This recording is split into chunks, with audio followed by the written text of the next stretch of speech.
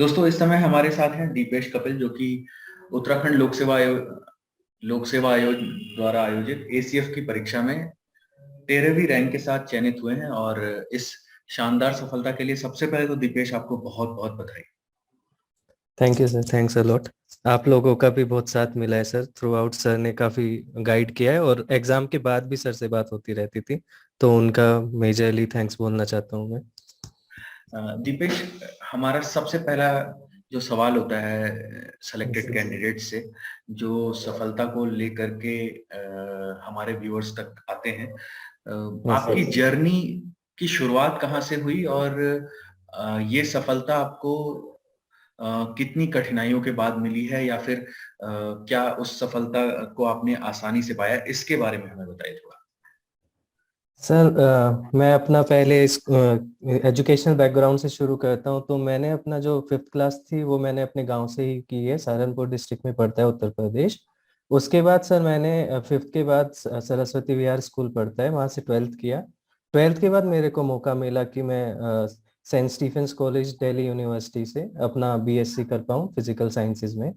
तो वो मेरे लिए शायद मेजरली जिसने मेरा थ्रू आउट लाइफ को चेंज किया है, वो टर्निंग पॉइंट आप बोल सकते हैं। क्योंकि एक गांव से उठ के उस कॉलेज में जाना जहाँ पे पूरा ब्यूरोक्रेटिकली डोमिनेटेड था पहले, 1880s का कॉलेज है। तो वहाँ से मिला कि हम मैं इसमें एडमिनिस्ट्रेशन में आ सकता हूँ। या वहाँ से लोगों से ही पता चला मुझे कि ये सब भी चीज़ें होती हैं कि मैं एडमिनिस्ट्रेशन में आ सकता हूँ। फिर वहाँ से वो कॉन्फिडेंस आया कि ठीक है, जब ये लोगों के साथ में पढ़ रहा हूँ तो मैं इनसे कम नहीं हूँ। हम्म। वहाँ के बाद मेरे साथ ये हुआ कि मैं एडमिनिस्ट्रेशन में आने के लिए मेरी एज थोड़ा कम थी। तो मेरे को 2 साल का ड्रॉप लेना पड़ रहा था 21 होने के लिए, जब मैंने अपना बीएससी पूरा किया। तो हम्म। मैंने डिसाइड किया कि मुझे अपना अभी मास्टर्स पूरा करना चाहिए। तो मैंने आईआईटी जैम दिया था, उसके थ्रू मुझे आईआईटी रुड़की से अप्लाइड मैथमेटिक्स एमएससी मैंने वहाँ से किया है। हम्म। उसके बाद से सर 2016 में ही, उससे पहले मैंने नेट क्रैक किया, जेआरएफ क्रैक किया, गेट में अच्छी रैंक आई थी। तो बट ये था कि अभी तो जाना वहीं पे ही है, एडमिनिस्ट्रेशन में या फिर सिविल सर्विसेज में। तो 2016 में मेरी ये जर्नी शुरू होती है जो पब्लिक लोक सेवा की या पब्लिक सर्विसेज की। तो वहां से ये मेरे लिए 5 साल बाद एक पहला मेजर अचीवमेंट है। थ्रू हम्म। आउट मैंने मेहनत की है, ऐसा नहीं है कि मैं मेहनत नहीं की है। 2017 में मैं फर्स्ट अटेम्प्ट में मेंस लिखा था, बहुत क्लोज मार्जिन से इंटरव्यू कॉल मिस हुआ। बट फिर एक ऐसा फेज आया कि सबको ये exam with in 5 marks miss होने लगे। मोस्टली 5-6 एग्जाम दिए थे, उनमें से मोस्टली एक को छोड़ के बाकी 4 तो विद इन 2 मार्क्स के मार्जिन में मैं फेल हुआ। नियरेस्ट मार्जिन 0.44 रहा है मेरा। तो हम्म। वो चलता रहा, वो 2018-19 यही रहा है। तो लेकिन वहाँ पे हमेशा एक एग्जाम देने के बाद जब रिजल्ट आता था कि नहीं हुआ, रिजल्ट नॉट फाउंड, पीडीएफ में जब ऐसे लिखा आता था तो लगता था कि अब क्या करूं, इतना टाइम दिया, इतना टाइम हो गया है। फिर प्रेशर आता था, घर से आएगा या फिर आसपास से सोसाइटी से, भाई कुछ और देख लो, तुम पीएचडी कर सकते हो, अभी तो तुम्हारे पास जेआरएफ भी है। तो जेआरएफ के लिए दोबारा मैंने दिया था, तो फिर से जेआरएफ हो गया था। तो आप वो कर लीजिए, अभी आप इसमें इतना टाइम क्यों दे रहे हो, आप अपना 5 साल इसमें लगा दिए। लेकिन वो अंदर ही कहीं ना कहीं से ये विश्वास था कि बहुत क्लोज मार्जिन से मिस हो रहा है, तो एक दिन ये फेवर में भी आएगा। तो जैसे मेरा उत्तराखंड का प्री था वो बहुत क्लोज मार्जिन से ही हुआ था, लेकिन मैं मेंस पे कॉन्फिडेंट था कि मैं थ्रू आउट निकाल लूंगा। कि तो वो आया एक दिन, वो 5 साल का वेट हुआ, लेकिन वो वर्थ वेट था। और अभी भी सर यही है कि मेरे लिए अप एंड डाउन्स बहुत रहे हैं इस जर्नी में पूरे। तो बट हार नहीं मानी और लगे रहे, तो वो मिल गया आज, एक कुछ मेजर अचीवमेंट है। हम्म। बाकी इसके आगे भी अभी कंटिन्यू है सर, देखते हैं जितना कर पाएंगे। निश्चित ही दिपेश, ये एक बड़ा अचीवमेंट तो है ही और यस सर। आपकी बात से ये पता चलता है कि आपका विश्वास था यस सर। जिसने आपको सफलता के इस मुकाम तक पहुंचाया है। जैसा आप बता रहे हैं कि प्रीलिम्स बहुत कम मार्जिन से क्लियर हुआ था लेकिन मेंस के लिए आप yes confident. Sir. Yes sir. Confidence के लिए स्ट्रैटेजी का बहुत बड़ा रोल रहता है। तो आपके यस सर। मेंस की स्ट्रैटेजी क्या थी और इंटरव्यू की स्ट्रैटेजी क्या थी? सर, मेरे मेंस में मैंने पहले ही फिगर आउट कर लिया था। मतलब मैंने अपना जो हमारा 2015 का यूकेपीसीएस का जो एफआरओ का रेंज ऑफिसर वाला एग्जाम था, उसमें मार्क्स देखे थे मैंने कि किस तरह से परफॉर्म कर रहा है और मेरे को कितना कहाँ पे लाना पड़ेगा टू बी सेफ। तो मैंने कैलकुलेट किया था कि अराउंड 460 ही फाइनल कट ऑफ जाने वाली है। तो उसके अकॉर्डिंग मैंने प्लान किया था, पहले स्टडी किया था प्रॉपर सारा कट ऑफ को। तो मुझे था कि मैं मैथ्स में कितना ला सकता हूँ, मैथ्स स्ट्रॉन्ग पॉइंट है तो मैं कितना लेके आ सकता हूँ। ऑल्दो मुझे इतना नहीं था कि इतना स्केल डाउन हो जाएगा, 152 से 136 पॉइंट समथिंग रह जाएगा। फॉरेस्ट्री मेरा दूसरा ऑप्शनल था। तो मैंने सर प्रॉपरली प्लान किया हुआ था कि अच्छा मैं 120 टारगेट कर सकता हूँ फॉरेस्ट्री में। तो अपनी वीकनेस और स्ट्रेंथ को मैंने पहले तो देखा था, फिर उसी के अकॉर्डिंग टाइम दिया था। मैथ्स को मैंने ऐसे किया था कि ठीक है इसमें लेके आना है मुझे मार्क्स, तो और वो आ भी रहे हैं मेरे टेस्ट में, तो मैं इसको थोड़ा सा कम दे सकता हूँ टाइम। फॉरेस्ट ही बिल्कुल नया है मेरे लिए, मुझे इस पे टाइम देना है। मेरा हिंदी बैकग्राउंड नहीं रहा है, 10th क्लास के बाद से मेरा हिंदी खत्म हो गया था। तो मुझे था कि हिंदी की वजह से मुझे बाहर नहीं होना है। तो इतना तो करके जाना है कि मैं उसकी वजह से फेल ना हो, 60 मार्क्स तो लेके आने हैं किसी भी हालत में। तो सर यही है कि मैंने अपनी वीकनेस को, अपनी स्ट्रेंथ को क्लियरली आइडेंटिफाई किया था इस एग्जाम के टाइम पे, कि मेरी स्ट्रेंथ क्या है, वीकनेस क्या है। उसी के अकॉर्डिंग मैंने प्लान किया था कि मैथ्स को कम टाइम देना है, फॉरेस्ट्री को ज्यादा देना है, हिंदी को देना है। जीएस में मैं कॉन्फिडेंट था, तो वो नंबर में भी रिफ्लेक्ट हो रहा है। 62 थर्ड हाईएस्ट है, शायद 64 हाईएस्ट है।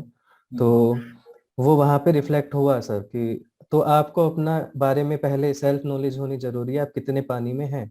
अगर आपको पता है कि हाँ आप इतना अचीव कर सकते हैं अपने मार्क्स देख के, तो उसके अकॉर्डिंग इजीली प्लान कर सकते हैं हम कि आपको किस सब्जेक्ट में ज्यादा मेहनत करनी है। और आप अभी छोड़ कुछ नहीं सकते हैं कि आप एक पेपर में थोड़ा भी लो परफॉर्म हुआ तो आप बाहर हो जाएंगे। तो इतना तो करना है कि अबव एवरेज सब में रहना है, और किसी एक या दो में आपको एक्सेप्शनली वेल परफॉर्म करना है। तो सर यही मेरी स्ट्रेटेजी रही थी, इसी के अकॉर्डिंग मैंने अपने सब्जेक्ट को प्रिपेयर किया था सर। ब्रजेश, दिवेश, और सर हाँ, आपने इंटरव्यू के बारे में भी पूछा था। तो सर मेरा 10th अक्टूबर को प्री था यूपीएससी का, सिविल सर्विसेज वाला, तो मेरे पास काफी कम टाइम था।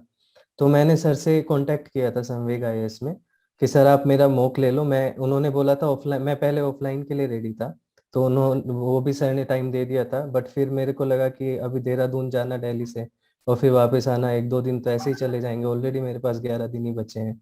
तो फिर सर ने ऑनलाइन किया था।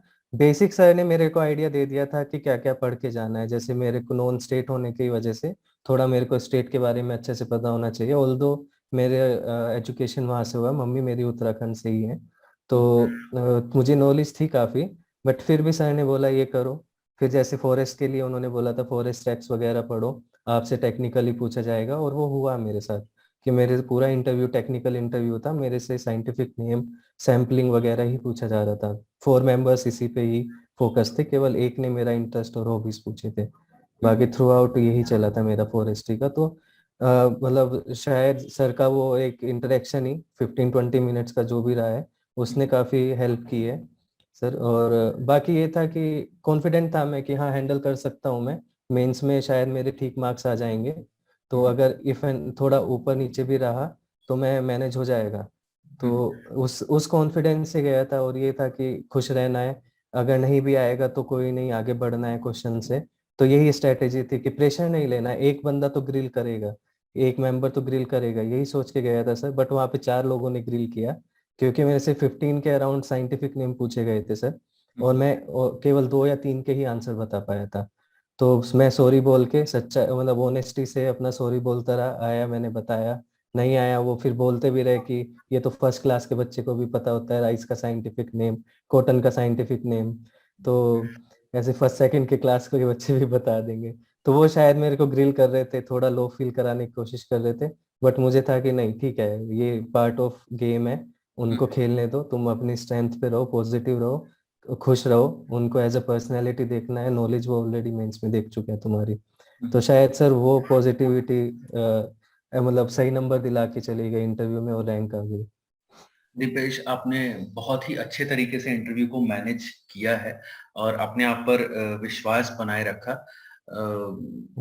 इंटरव्यू के इस माहौल को समझने में आपको संवेग आईएएस से कितनी हेल्प मिल पाई? सर मेरे को एक क्वेश्चन याद है, संवेग आईएएस ने मुझसे पूछा था, ये सब पूछे थे पूरा फॉरेस्ट के रिलेटेड, एक सैटेलाइट वगैरह पूछ ली थी मुझसे, तो मुझसे नहीं बताई गई थी।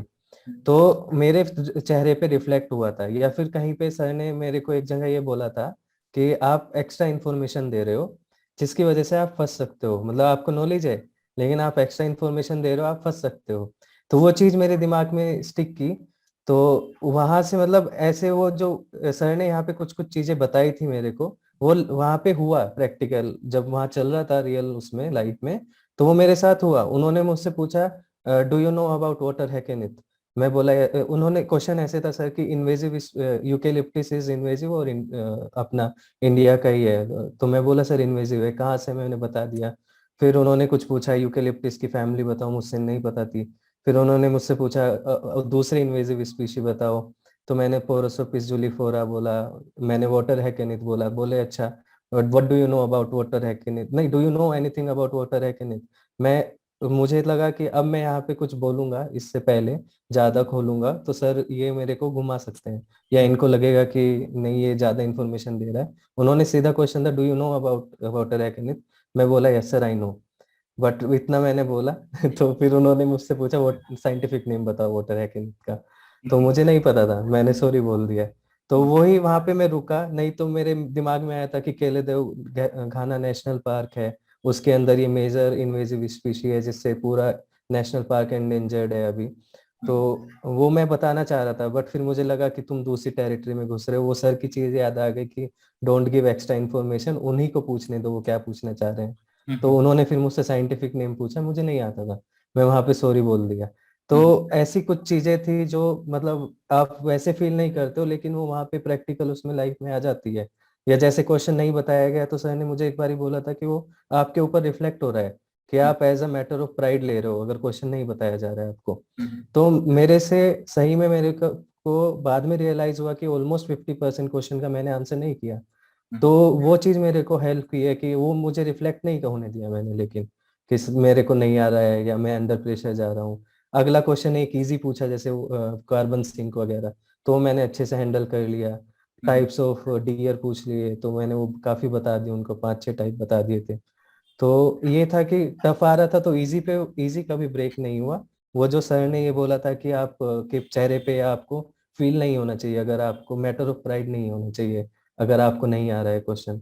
तो मेरा तो 50% ऐसे था कि मैंने जवाब नहीं दिए थे क्योंकि इतने साइंटिफिक नेम्स थे कि, लेकिन उसका इम्पैक्ट इजी क्वेश्चन पे नहीं आया। उसमें सर का और संवे का इसका काफी सपोर्ट मिला इसमें। दीपेश, आपने इस एडवाइस को बहुत अच्छे से लिया और उसे रियल एग्जाम कंडीशन में इम्प्लीमेंट भी किया। और ऐसा। मेंस की अगर बात करें, आप ने पहले भी बताया कि सफलता लगभग आपको कई बार छू करके निकल गई। अ, ऐसा। क्या वो कमियां रही हैं जिन्हें आपने इस एग्जाम के लिए सुधार किया, और ऐसा। लंबे समय से आप तैयारी कर रहे हैं, तो 5 साल पहले के दीपेश को आज के दीपेश क्या सजेशन देना चाहेंगे, जो हमारे व्यूअर्स भी आपको सुन रहे हैं, जो अभी अभी आए हैं, कि वो 5 साल का लंबा इंतजार न करें, उन्हें सफलता और जल्दी मिल सके। ऐसा। सर फर्स्टली तो मैं यही बोलना चाहूंगा कि ये पेशेंस का गेम है, टाइम लग सकता है। एक एक साल 2 साल तो आप लेके चलो मिनिमम, इतना तो मान के चलो। उससे ज्यादा लग रहा है तो डिमोटिवेट नहीं होना है। ठीक है, किसी पास वाले का हो रहा है, किसी का आपके फ्रेंड का हो रहा है, तो उससे भी मोटिवेशन ही लेना है कि ठीक, तो अगर वो निकल सकता है तो मेरा भी होगा। मेरे साथ ऐसा काफी हुआ है कि मैं साथ में टेस्ट देते थे, मार्क्स सेम है, बट मैं वहाँ पे इम्प्लीमेंट नहीं कर पा रहा था जब रियल एग्जाम था। तो आपको उससे डिमोटिवेट नहीं होना है, थ्रू आउट पॉजिटिव रहना है, आपको सक्सेस मिलनी है, ये श्योर है। और अगर जो मैंने गलती की थी सर, जब मैं बहुत क्लोज मार्जिन से मिस हुआ, तो मैं एग्जाम को अंडर प्रेशर खेलता था सर। जैसे मैं हमेशा ये सोच के चलता था अगर मेरा इस एग्जाम में नहीं हुआ तो मेरा क्या होगा। तो मेरे दिमाग में ये क्वेश्चन हमेशा रहता था। तो इस अटेम्प्ट में, या जैसे अभी मैं यूपीएससी का मेंस दे रहा हूँ, फॉरेस्ट सर्विसेज का मेंस दे रहा हूँ, बाकी भी मेंस है मेरे कुछ, तो उसमें मैंने यही चेंज किया था सर जब मैं प्री के लिए गया, कि ठीक है this is not the end of journey, this is not the end of life. मुझे ये एग्जाम देना है, एज अ एग्जाम देना है। बट 18-19 में मैंने यही गलती की थी कि मैं अंडर प्रेशर जा रहा था, जिस वजह से मैं 2-3 नंबर तो या 10 नंबर तो ऐसे ही मिस आउट कर रहा था, जो इजीली बेसिक नॉलेज से या अपनी रेशनल थिंकिंग से हम ठीक कर सकते हैं क्वेश्चन, वो मैं गलत करके आ रहा था वहां पे। तो मेरे को यही हुआ कि इसको एज अ प्रेशर नहीं लेना है। उसके पीछे कुछ और रीजन रहे हैं जिन्होंने ये चीज मेरे को सिखाई कि प्रेशर नहीं लेना है, खुल के खेलना है, तुम भी उतने ही इक्वल हो जितने बाकी सब डिजर्विंग हो, जितने बाकी सब कर भी रहे हैं। तो मेरे लिए सर, जो उस टाइम का दीपेश था 16 का और जो आज का है, तब दीपेश एग्जाम को लाइफ एंड डेथ समझता था, ये नहीं हुआ तो कुछ नहीं है। लेकिन अभी का दीपेश एग्जाम को एज ए एग्जाम लेता है, नहीं होगा तो मैं अपनी लाइफ में कुछ अच्छा कर लूंगा। ये अप्रोच का चेंज था सर। तो उसी ने मेहनत तो है 100%, वो फर्स्ट अटेम्प्ट में, सेकंड अटेम्प्ट या थ्रू आउट 2016 से रही है, लेकिन वो क्लिक नहीं हो रही थी प्रेशर लेने की वजह से। तो उस प्रेशर को हैंडल किया है कि 5 साल के बाद भी सोसाइटी का प्रेशर आता है, खुद पे क्वेश्चन होते हैं, खुद को लगता है कि ये भी नहीं हुआ तो क्या होगा फिर, तो उसको हैंडल करना है सर। तो वो ही इस अटेम्प्ट में चेंज किया, और वो ही मैं बोलना चाहता हूँ कि इस एग्जाम को या कोई भी एग्जाम है उसको एज ए एग्जाम देना है। आप उसमें अपना 100% दो, अपने आप सेटिस्फाइड रहो कि मैंने पूरा 100% दिया है अपना। लास्ट डे पे दुख नहीं होगा कभी कि फेल हो गए, पास हो गए। तो अगर 100% नहीं आया तो फिर दुख होगा, और उसको फिर खुल के खेलना है, ये प्रेशर नहीं लेना है। अगर प्रेशर लिया तो गड़बड़ हो जाती है। जैसे अभी T20 वर्ल्ड कप में 2 विकेट गिरने के बाद हमारी टीम प्रेशर में आई, तो फिर वो पूरा चोक कर गए न्यूजीलैंड के अगेंस्ट। यही होता है सर रियल लाइफ में भी, एग्जाम के टाइम पे भी। वो मैं किया, तो यही एक सजेशन है जो मैं देना चाहूंगा। और बाकी मेहनत तो पूरी करनी है, इसमें कोई, इसका कोई अल्टरनेटिव नहीं है। दीपेश, आपने एसीएफ के इस एग्जाम में 20वीं रैंक के साथ बहुत ही शानदार सफलता हासिल की है। उसके लिए यस, एक बार फिर से आपको शुभकामनाएं और हमारी एक तरफ से बधाइयां। और आपने थैंक यू सॉन्टेग सर। आईएएस से इतनी शानदार बातचीत की, निश्चित ही व्यूअर्स को यस, बहुत कुछ आपकी इस कहानी से सीखने को मिलेगा कि वो प्रेशर यस में सर। ना खेलें किसी भी एग्जाम को, और अपने आप पर विश्वास रखें जैसे आपने रखा। Yes sir. आपका यस बहुत सर। बहुत धन्यवाद। Thank you sir. ठीक है दीपेश, मैं इसे